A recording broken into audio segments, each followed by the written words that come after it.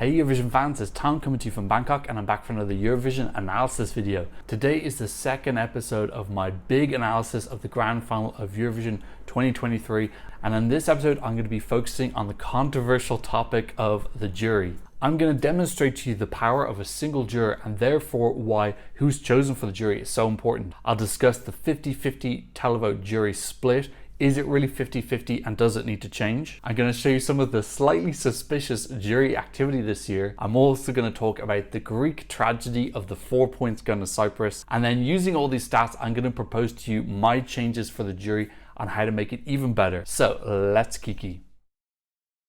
So as I mentioned in the intro, I'm doing 3 episodes doing a statistical analysis of the Grand Final. This is the second episode focusing on the jury. First video focused on where 2023 sits in the history of Eurovision, and the final episode is going to focus on the televote. Don't worry, you can watch the videos in any order. I filmed this video over several days, so sorry for the costume changes and the lighting changes. I had to do that. So without further ado, let's go. And let's now talk just about the jury in general. Who are they? What are they? How much power do they actually have? So big shout out to the piece around Rachel. She is an awesome Eurovision reviewer. She's actually a classically trained musician, so she brings that kind of like professional technical aspect to her reviews, and she did an analysis of all of the jury, looking at what musical backgrounds they were, also looking at their ages as well. So I'm taking these stats from her rather than doing all that work. Again, thank you Rachel for doing all that legwork. So she found that the jurors ranged in age from 22 up to 82. The average age was 45. There were 183 jurors. For some reason, there are only 4 jurors for Latvia and Ireland. I don't know why that is. I'm not sure if they're sick or they pulled out or what happened. But yeah, Latvia and Ireland were missing 1 juror and no explanation was given as far as I'm aware. So Rachel looked at all of their backgrounds and found that 55% of them had a pop music background. There was also around 15% who were from TV and film and music producers who could also potentially have been pop as well. So that percentage might be even higher. And if she compared that to where the contestants genre was from, where pop only made up 38%. So there was this like very heavily disproportionate skew towards pop. Now we know that it's a pop competition, but were other types of music fairly represented? Should it only be pop professionals who get to decide who the winner is? This is definitely a question that the EBU reference board needs to answer. Is this purely a pop competition? Are they going to exclude every other type of music? Because really that is what the jury can do, and I'm about to show that now. First of all, let's talk a little bit about age. Now, I don't understand why there were no jurors under 22. I don't get that concept that someone under the age of 22 is not capable of being a music professional. Now, we look at the Junior Eurovision. I think that the contestants there are super professional, really knowledgeable, amazing singing and performance capabilities. So I don't get why the broadcasters, many of whom also compete in Junior Eurovision, don't just automatically select their Junior Eurovision contestants for their juries, giving a viewpoint of younger people. And so much of the Eurovision audience is 22 and under, and not having them represented in the jury at all for me is just completely and utterly crazy, and is going to lead to a feeling of disenfranchisement from that group if they aren't represented. So I think they should have everyone from the age of 13. Melody Festivalen has 3-year-olds voting. Now, I'm not saying that the jury should have 3-year-olds on it, but I think they should have people as young as 12, 13. If you're eligible to compete in Junior Eurovision, I think you're eligible to pick your top 25, 26 songs from a final. So that's one of the revamps I would like to see the juries broadening that out and having a bigger change in the different music genres. Okay, so now I want to go and talk about how much power does the jury have, and this is like one of the biggest deep dives I've done in this whole video. So what I did was I took all 183 jurors and I looked at who they gave their first, second and third placing to, and I wanted to see how much power does that ranking have. So if I, for example, vote Serbia first, how likely is it that Serbia will actually get points? Even if everybody else puts it last, how strong is my first place that I've given to them? So I took all 183 jurors, their first, their second and their third place, and in total that is 549 placings. And then I looked and see those people, where did they come in their jury's ranking? So now I'm going to show you the big monstrous graph. Try not to be overwhelmed with this. The main thing we're looking here is the gold bit. This is all 183 jurors, where their number 1 pick ended up coming. Anyway, the key thing to look at this big block here is that the lowest number we have is 9. So basically what that means is every single act that a juror put in first place got points. So putting someone first is super powerful. You're basically guaranteeing that they will get points. So if I show up on the jury, I love Germany, I'm putting them first. Germany will pretty much get points based on this. Now, I don't know if this happens every single year, but this year, being put first was super powerful. Nobody who got put first by a juror was outside the top 10 of that jury. Let's go to the second box now, and this is where all 183 jurors, their second place picks, and we can see now there's a couple of people here who ended up not getting points. We have 10 times where jurors put someone second, but they're not getting points. I'm actually going to show them to you at the end. And other second places, the lowest ranked one who didn't get points was 15. So one of the Danish jurors put someone second. I'm pretty sure that was Serbia, and then ended up coming 15th. So basically everybody else super hated it, so it got ranked down. And then the final row, again, the third place rankings for all 183 jurors, and we can see 8 of those ended up not getting points. So as we go down, in total we can see 18 out of the 549 top 3 placings end up not getting points. That's super low, and that 18 represents 3.28%, and I'm going to show you who those people were later. The point I'm making here is being in a single person's top 3 is absolutely and utterly huge. They have over a 95% power to give points, even if it's only 1 point. This is one of the advantages of the jury, is that it gives a voice to minorities. We see every year that there's at least one person who loves every single song, and this is what the jury allows. It allows those people to be represented. If you only go by televote, you tend to get bunching, which is that eventually the same top 10 songs just keep getting points because they are the most popular. When you have a large sample size, you get more of a consensus on who's the best. When you have a smaller sample size, you get a little bit more wild results, because even that random person who just happens to love Lord of the Lost when nobody else does, they get to be represented because they can put them first and Lord of the Lost will get points. And even if they put them second or third, there's a 95% chance that Lord of the Lost will get points. This is the power of the jury, but then this also ties into why the jury's background is so important. If you have no rappers, no rock artists, no indie artists, those songs are just going to have a much lower chance of getting points. And then you have 60% plus who are from pop music.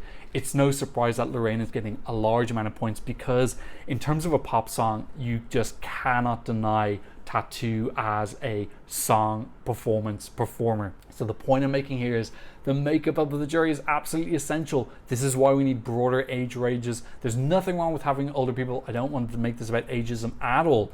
Keep all the old demographics, but have a better spread of younger people at the other end as well. And I think each jury needs to have a spread. So don't have it like one jury, everyone's 45 years old. Have that there's an 18-year-old and a 70-year-old and a 55-year-old. The specifications for what the jury's made up should be more delineated. You need someone of this background, you need someone of this age group, you need to have at least 3 different music genres represented, something like that. Okay, let's look at that 3.28%. So these are people who were put in the top 3 of any juror but didn't get points from that jury. It didn't happen very often, it only happened 18 times. To be honest, there wasn't a massive pattern. It's not like these were all Germany. The only countries who showed up more than once were Spain, Germany, and Serbia, and then everyone else just showed up once. So to be honest, it didn't like massively affect one person a lot more than another. And that was kind of nice to see. When I started this, I thought maybe there'd be like loads for Germany and loads for Spain, and that they lost a big bunch of points because of this, but no, not really. So in preparation for this video, I literally went through every single jury and was looking at all the rankings. And one of the things I noticed was that it's much harder now to murder a song. So before 2018, the jurors would rank every song from first to last. But the difference between 10th and 25th or 26th place was absolutely huge. So not only did the jurors have the power to vote songs up, they also were able to completely drag something down by giving it 25th or 26th place. With this new exponential model that they brought in 2018, it meant that the difference between 11th and 26th was much smaller. So it didn't lose all of its purpose, because there is still a difference between 26th and 11th, but it's not so big that a single person can decide, I don't like this song, and completely and utterly kill it. This is a really like one of the best things that the EBU has brought in recently. I really noticed this when I was going through all of the jury scores, how little murdering there was going on. I was expecting to see, for example, that Finland came first in loads of people's votes, but then someone else put a 25th and dragged it down. That was not the case. Really, if you look at who got the points for the juries, it was consistently the people who were in the jurors' top 10s. The lower rankings are more acting like a tiebreak if there were two songs who were very close together. So I really like that. I really found almost no examples of murdering. I found two examples here which kind of show off that the murdering doesn't happen. The first one's from the Romanian jury, where we can see Finland was ranked 21st, 20th, 24th, 25th, and 2nd. So you would expect with so many bottom 6 placings that it would be really down, but that 2nd brings it all the way up into 13th place. And if you look at the songs that are above Finland in that example, it's not so much that it has all the low rankings, it's more the songs above it just have more top 10s. So the UK above it has 3 top 10s, Lithuania has 2 top 10s, Poland has 3. So you can just see everyone above has just done better in terms of getting more top 10s, but the low rankings aren't necessarily dragging Finland down. So I really like seeing that. Here's another example from Czechia, only one of 2 countries who gave Germany points. Someone's put Germany 2nd. We also have last place, 24th, 12th, and 15th. So despite 2 bottom 2 placings, that 2nd place was enough to bring it up into the jury points and get Germany 1 point. So this is another really great thing that I loved seeing when I went through all the jurors. I was specifically looking for examples of songs being killed, not just for Finland, for anybody, and I couldn't find any. This system is so much better than the pre-2018 one, where we had songs that were dragged down. The example that comes to mind for me is Poland 2014, where they were just totally dragged down by some jurors who just really didn't like it. I thought that song was really robbed. And the thing I love about this is that it puts the emphasis on being in someone's top 10. Giving something wow, amazing, deliverable, getting yourself into that music professional's mind so you get into their top 10, and that's what's rewarded. It's a reward system as opposed to a punishment system, and it really mirrors a lot of what we do in the community as well. We do lots of top 10s. We have our top 10 on the Eurovision scoreboard, and we love doing our lists and everything like that. So now, this power of the jury, which I've just shown, brings up a really important question about the size of the jury. Now, one of the main things I see people saying after the competition is that we need the jury expanded to 10, 15, 20. I wonder if we do that, are we going to lose this minority power that the jury has? Now, what I've shown there pretty consistently is that even if you like a song that nobody else likes, 95% of the time, if you put it in your top 3, it will still get points. And what this does is it replicates that there's fans for every single song. If we expand the jury to 10, I wonder, are we going to lose that effect? I think that percentage will go down. It'll mean that you probably need 2 people to have it in the top 3 if you want to be guaranteed of the song getting points. And then we lose the effect of the jury. It's still a long way off being like the televote, but it could potentially become more like the televote. So maybe this is something they could trial in Junior Eurovision and see what effects it has or something like that. But yeah, I like this effect that everyone has a chance to get some points because minority voting is supported by the jury with the current system of 5 people. If you do go into more people, we could potentially just see that safer songs, less offensive songs are going to be rewarded by that, whereas stuff that's risky or more alternative or niche is going to be penalized because you're less likely to have 2 people who like that niche than you are 1 person. So just some kind of quirky things I found when I was going through all the jury scores. First of all, it was nice to see that Azerbaijan didn't put Armenia last. They had Armenia 18th, 20th, 21st, 22nd, and 24th. So that's nice to see. Not even one single last place. And in the televote as well, Armenia was not last in the televote. They were 2nd last. Portugal was last place in the televote. So I suppose some slight progress in terms of Azerbaijan and Armenia relations. There are also 4 jurors who I really loved who stuck out. These 4 jurors just had the most wild votes compared to everyone else, because obviously you can see them all ranked down and you can see when someone's votes are very different from the other 4. So I got to give a shout out to Greek juror number A, Estonia juror number C, Finland juror number B, and Azerbaijan juror number B. These people were all super badass. They totally just voted for the songs that they like, which were completely different from the other 4 members of their juries. So I really like this. This is what the jury should look like to me, a healthy jury where there's not just like a lot of agreement. There was some very dodgy agreement, which I'm going to talk about a little bit later. And another quirky thing, we had 3 times when the song that got 12 points from the jury wasn't actually the favorite song of anybody. So with Poland, the Poland jury, they gave their 12 points to Israel despite it not being the favorite of anyone. Ireland gave their 12 to Sweden, same thing. And Estonia also gave their 12 points to Sweden. So just showing this kind of like consistency can be important. You don't have to be any of the jurors' favorites. If you're consistent enough, then you can still get the 12 points. Now, this thing I alluded to a second ago about some juries being very much agreeing, I noticed this when I was going through all the last places, so I went through every single jury and looked at who they put in their bottom 3, and there was a lot of agreement in this now, to a point where it just looked a little bit suspicious. The first example of this is with Armenia. All 5 jurors putting Albania last. That for me was just really weird. I was not aware of any conflict between Armenia and Albania. The chances of all 5 people putting the same country last are extremely slow. So this for me reeks of a conversation in the room or a mood in the room or something like that. And this is one of the big things that I would like to see change with the jury, is the fact that they're all in the room. We know in all aspects of our life, when we go to meetings, when we're just watching Eurovision or watching sporting events, how you can have these people who are quite loud and trying to influence other people. Even if it's conscious or not conscious, it can be verbal, it can be body language, it can be leaving the room to go to the toilet or not watching something or making a noise or a sigh. There's ways for people to voice their disapproval and try and influence others.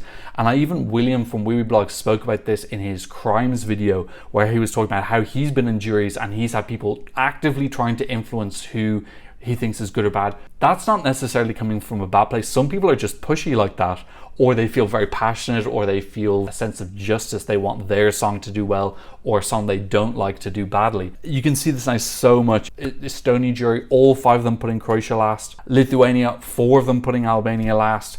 Poland, 3 of them putting Croatia last and 1 second last. Portugal, all 5 putting Poland last. Serbia, all 5 putting Albania last. Ukraine, 4 of them putting Belgium last, which is very strange considering that Belgium did so well in the jury, and then suddenly Ukraine, all four of the 5 have put them last. The UK, 4 of them putting Croatia last, and then Ireland, 3 out of 4 putting Croatia last. Now the Croatia ones are a little bit less suspicious because Croatia was the kind of typical one to put last. I think it was put last the most by jury members. Okay, so just to give you one example of this, let's take Croatia as an example. So Croatia was put last by approximately a third of the jurors, a little bit less than a third. So the chance of any juror having it last should be roughly 1 in 3. If we want to work out the chances of all 5 jurors on one jury putting Croatia last, all we have to do is go back to our high school maths, multiply 1/3 by itself 5 times, and that gives us 1 in 243. Now obviously that is in a circumstance where everything is perfectly random, and we know that's not, because there's cultural influences, and like I said, there's people influencing each other in the room. But in a perfect world where everything is separate, it's 1 in 243. This is something that should be really, really rare, and that's for Croatia, who was the most popular country to put last. If we take someone like Albania, which was the country that was put last the second most amount of times, roughly 1/6 of the time, the chances of all 5 jurors putting that last is 1 in 7,776. So look, this is not a perfect way of working out, but I'm just trying to give you a rough idea of what are the chances of this happening organically. For me, 5 out of 5 is just, that's super high coincidence. I'm not saying that they've necessarily discussed it like, oh guys, that was awful, we need to put that one last. But I don't like that there's this potential for there to be dialogue. I think that all the jurors should be separated. I think they should have headphones on. I don't think they should be talking to other people or being allowed to influence each other at all. Their vote should be just based on what they think as individuals, not having some bossy boots, loudmouth, trying to passively or non-passively, aggressively trying to control. It just happens too much. We saw it as well with the top votes as well. Germany and Spain, all 5 jurors putting Sweden first. Again, it can happen, but when you're seeing these patterns of jury members doing very similar things to people around them, it's fixable as well. Just put them in different rooms. I don't understand why the jury needs to be in the same room. Why not have one person in Cork and one person in Dublin and one person in Galway? They don't need to be beside each other. Everything can be done remotely now, and then they just send in their votes, have a webcam there to make sure that they're watching the show. That's a big thing as well, that people actually watch the shows. Now, one of the most shocking things that happened this year was the Greek jury giving Cyprus 4 points. Now this caused an earthquake and rumblings around the Mediterranean, because for the last few years, Greece and Cyprus have been meticulously swapping 12 points. And this is something that's gained so much notoriety in the competition. Even this year with Pesmaza Eurovision, the Serbian national final, they actually ran a piece about how Cyprus and Greece always give each other points. That's how notorious it is. I remember actually watching that. Obviously I don't speak Serbian, so I didn't understand what was going on. And I messaged people on Twitter and I was like, is this an expose about Greece and Cyprus giving each other 12? And people confirmed that it was. So this is how famous that relationship is. Personally, I think it does a lot of damage to the competition. This is one of the main things that people cite when they talk about political voting, how it's all political. Greece and Cyprus always giving each other 12. We know that the audience know it's coming. When the jury member comes on screen, there's sometimes boos and noise being made in the arena when it happens because it's so predictable. Now, this is not jury rigging. I don't think that the two juries are contacting each other, but I think it's become such a tradition that they don't even need to rig it. It's like a mutual understanding that they're just going to give each other 12. It's mutually beneficial. It doesn't matter what's sent. Now, I have made this point before on the channel. Some people have argued back that the same thing happens with Scandinavia. I've done the numbers. It's nowhere near the same degree in Scandinavia. And another thing that happens with the Greek and Cypriot juries is that often we'll see the 12s that they give each other are the only 12s that they'll receive that year. I've made those into gold numbers so you can pick them out. So that's very suspicious when you're consistently the only country who thinks it's the best out of anyone. Whereas a lot of the Scandinavians, they are getting 12s from their neighbors, but also from other people in other regions of Europe as well. So it's not just a regional thing. It's more just that the song is highly regarded by juries in general. This year that changed. So this year Greece gave Cyprus only 4 points. Now, I think this is down to Martin Osterdahl. I think one of the key characteristics of him taking over as the executive supervisor is that he's really cracking down on jury BS. We saw that last year with him calling out the jury rigging in the semi-finals and I think that he's had a conversation with Greece and Cyprus behind the scenes and said, I'm cutting down on this as well. I'm not accusing you guys of rigging. Again, I don't think this is like even needs to be discussed. It's an automatic process that happens, and I think that he wants to weed it out. I think this is a great decision. I really, really like it because this relationship, it's harmless in terms of the results. It doesn't change who wins at all.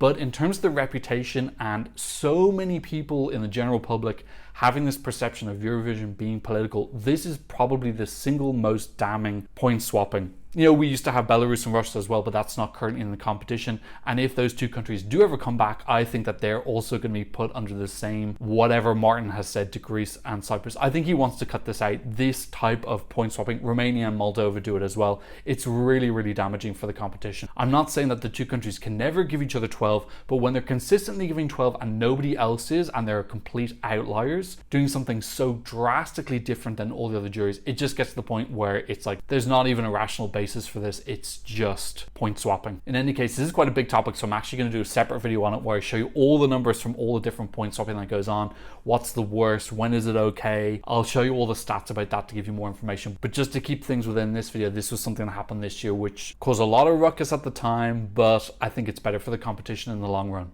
Okay, so I wanted to investigate how often do these juries agree. So I made up a thing called the jury agreement score. Now, this is definitely not perfect. I was obviously limited in how much work I could do as one person, but it just gives a little bit of an insight into how often the jury members agree. So that graph I showed you earlier with all 183 jurors, first, second, and third place, I just added those numbers up within each jury to give a representation of how often do jurors agree. Let's take, for example, Spain, who had all 5 jurors giving their first place to Sweden. So in the first place section, that would be 1 + 1 + 1 + 1 + 1, which is 5. So that's the lowest score possible you could have for number 1. Whereas someone like Cyprus, where all 5 jurors had a different first place, not a perfect system, but it does do an okay job at showing when jurors disagree. I added up all the scores in total and found the 3 countries who agreed the most and the 3 juries who agreed the least. So let's start with the 3 who agreed the most. And hopefully now when I show the jury agreeing the most and least beside each other, you will see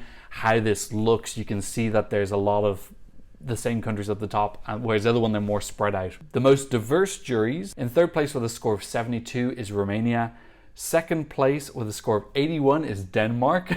And in first place with a score of 83 is Austria. With Austria, literally all of their firsts, seconds, and thirds were all completely different. None of them agreed on that, which I think is one of the very few times that happened. So that's really cool to see. That's a healthy jury. That is a lot of diverse opinions, people just picking what they like and just having lots of different favorites. Let's go to the other side. These are the 3 juries who agreed the most. And we actually had a tie. All of them had a jury agreement score of 35, and they were Norway, Armenia, and Australia.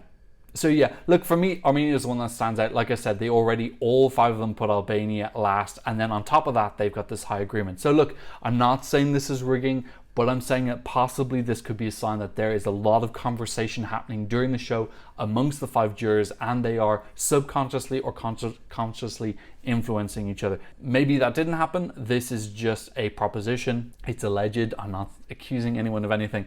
But yeah, I would think that the EBU should be striving for high jury disagreement score. If they get varied juries of different age groups, different genres, I think that score automatically is going to go up.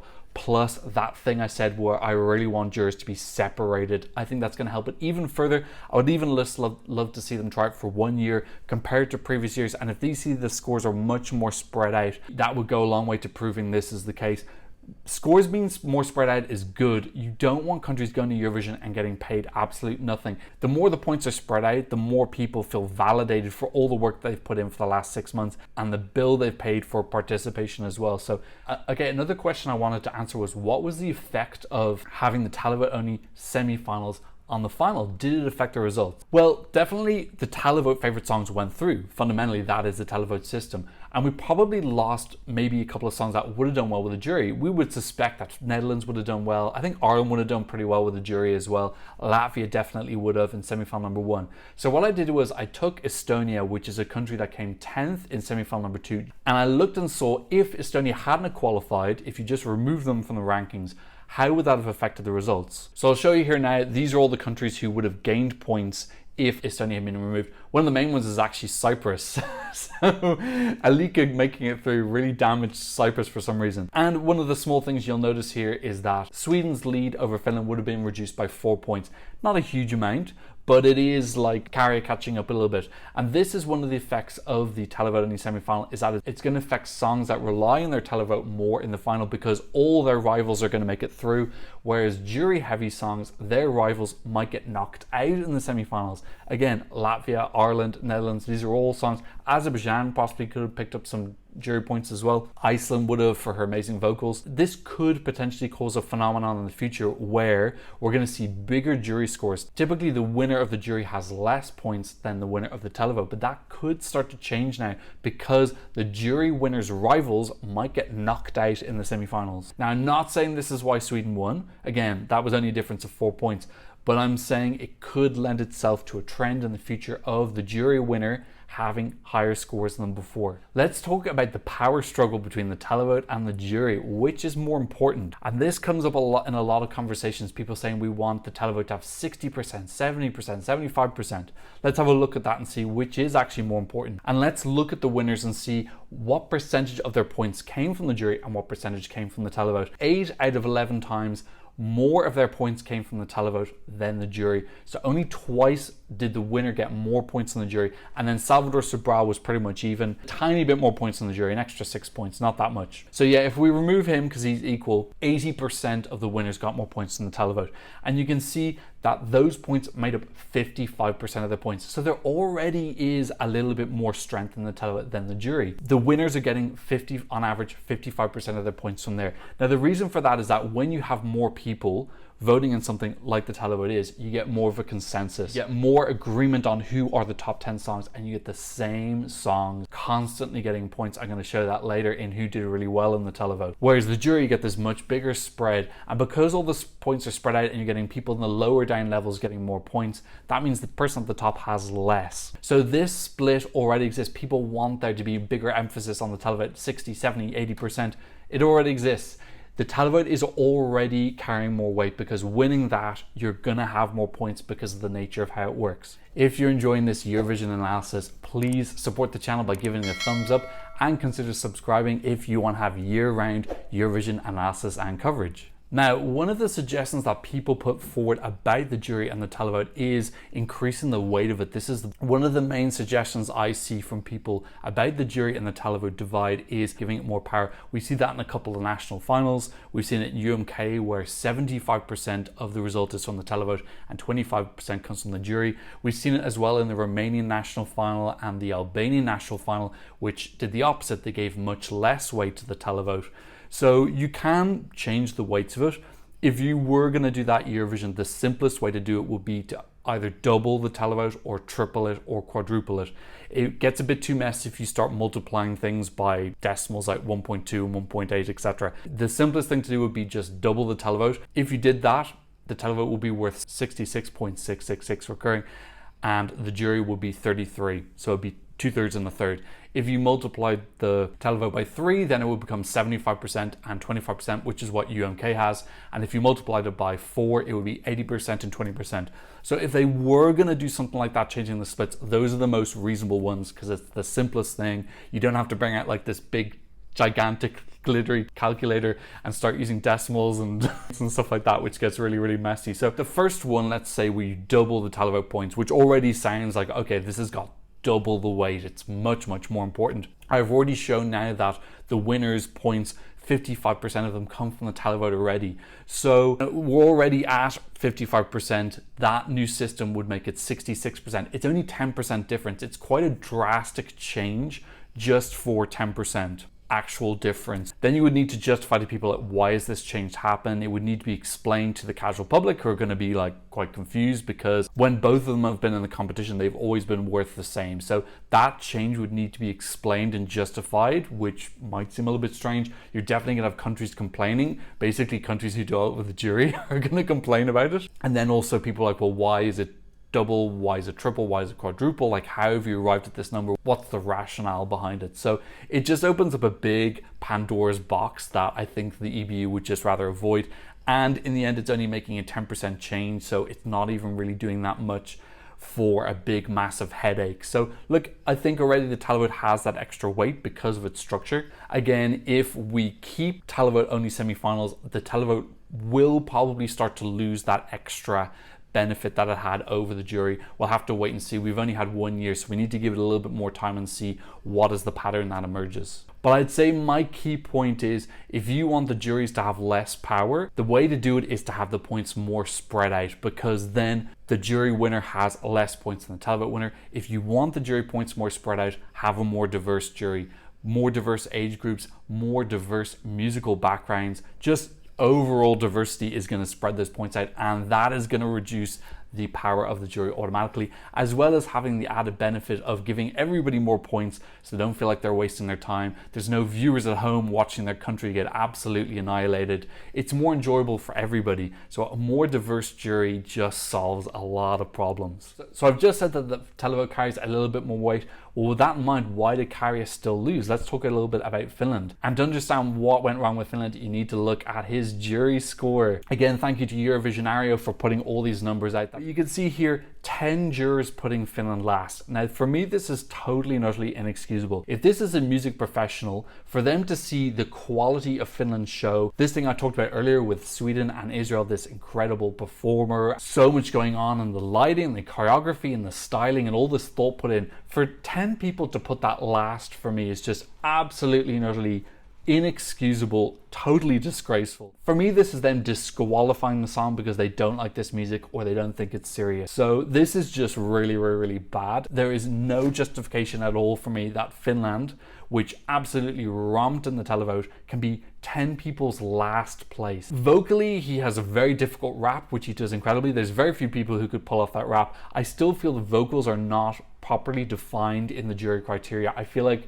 it's a pop vocal, like an X Factor screaming, belting out a big note, as opposed to difficult technical things like Lord of the Lost or Käärijä's rap. But yeah, for me, there's no excuse for that. I think it's really, really, really, really bad. The jury are not there just for their personal taste. That's what the televote is. The televote is personal taste or your connections or your background or whatever. The jury should be analytical. What is going on here? What's the lighting? What's the stage performance? How much work has gone into this? You know, what's the melody like? The construction of the song? What are the vocals? They're meant to be like technically professional musical people. How can you put Finland last after this incredible show that they put in? Like, Finland added so much to the contest, and for jurors 10 people to put that last, unforgivable. Now, the other thing we can take about this is Finland got 150 jury points, and we're starting to see now that the cutoff, if you want to win Eurovision, you need to have at least 200 jury points. That's what it's starting to look like. Again, if we go back to this previous winners graphic, 2011, Azerbaijan won with 182. Now, we know 2011 is an absolutely wild year. I need to do a whole video about it. 2011 was just total and utter chaos. So that's not a good example. Let's ignore that. And then 2022, when Kalish Orchestra won, only 192 jury points, but their televote was unprecedented. We'll never see that again in our lifetimes. Yeah, you look at these results, you can see 200 looks like it's the minimum. Måneskin winning in 2021, they had 206. That looks to be the absolute lowest point that you can get to. Kari only got 150, so this was his downfall. Let's bring Kari up to Måneskin's minimum. Let's give him an extra 56 points and put him where they got 206. And if Kari had had those extra 56 jury points, that would have put him right up beside Lorraine. And when you think him getting extra jury points means that she's going to lose a little bit, Kari would have won. So if Kari had got the same jury points that Måneskin got in 2021, he would have won. So this is really the crux of the argument, is that the jury absolutely and utterly murdered Kari. Now, as I said earlier, those last places didn't drag it down. It's the lack of top 10s. Really, top 10s in the juries, as I said earlier, is what's going to give you points. And if we look at the right side of this scoreboard, there's just not enough top 10s there. With Greece, there's 1 7th place, but then 3 last places. So just not enough top 5s. And I spoke earlier about Lorraine, how many top 5s that she got. She was in 76% of jurors' top 5s, whereas Kari was only in 36. So under half of what she got. Kari was in the top 10 51% of the time, whereas Lorraine was 87. So that's it. That's the whole show in one big nutshell. That's what happened. Kari was not in enough artist top 10. Now, I tweeted about Kari when I watched the show in the arena for the first dress rehearsal. This was just a standard dress rehearsal. Nobody was voting or anything. That's when I posted my tweet about how I felt like Kari could win because the vocals sounded so good. This is the thing that was in my mind the whole time before the show, is, are his vocals going to be strong enough in the Schlager part that it doesn't give the jury an excuse to vote him down? When I watched it in the arena, it was. I remember watching the jury show of Finland and my heart sank, because on the TV it didn't sound the same as it did in the arena. It didn't have that same power and force. He sounded a little bit breathless. It sounded a little bit too quiet. It sounded largely similar to what you saw in the grand final, so you can go back and watch that. But he didn't have that power and projection through his voice in the Schlager part. And in my head, I remember thinking, oh no, the jury, this is the delicious excuse the jury have been looking for to mark this down. If anyone asks them, really, they just didn't like the song because maybe they don't like rap, they don't like metal. But that gave them a way out. His vocals weren't great at the end. Would it have been difficult if his vocals had been stronger? I think he definitely would have gotten a couple extra rankings up. So who knows what could have happened. But it's really important for Finland to have perspective. This is their second best result ever, and it's only the second time that they've ever been in the top 5 of Eurovision. Obviously, when they won in 2006 with Lordi, that was the other time. So if you had offered Finland, do you want to come second in Eurovision next year? Yes, they totally would have grabbed that. Again, crazy that they've only been in the top 5 2 times ever, especially when you think about in the 90s and 80s when it was so easy to be in the top 5 because there were so few people competing. It wasn't as difficult as it is nowadays. Nowadays, getting the top 5 is so difficult. In any case, Finland have turned things around. UMK is fantastic. They've got this amazing standard, this new delegation. They brought in a DJ, I can't remember his name. I think they brought him in 2019 or 2020. One of the journalists that I did an interview with for YLE told me about this guy. I've forgotten his name though. And he revamped their system, got way more established artists to start submitting songs. He asked them, what do I need to give you to make this happen? And he facilitated them entering UMK. And now I think Finland are one of the powerhouses. I think they're going to get many more top 5s if they keep this up. And I think they will eventually get a win if they continue this successful system. Keep in mind that all 7 UMK songs were charting in their Spotify chart before the show even happened. That is the benchmark for every single national final in Eurovision. Okay, so that's it for the second episode of my Grand Final 2023 analysis. I got one more episode coming up, which is going to focus on the televote. I'm going to look at Carrier's massive televote score, the effect of the running order, and then I'm also going to look at all the televote vampires. And then specifically, I'm going to go into what happened with Australia and Austria. So make sure that you're subscribed with your notifications on so that you get a notification when that video goes live. Couple of shout outs. Thank you so much to Isit Yules and Myra W for supporting me on Buy Me a Coffee, Hanu for supporting me on PayPal, and also Bara for supporting me with super thanks. Thank you so much for keeping me going. If you want to support the channel, I'll leave a couple of links in the description down below.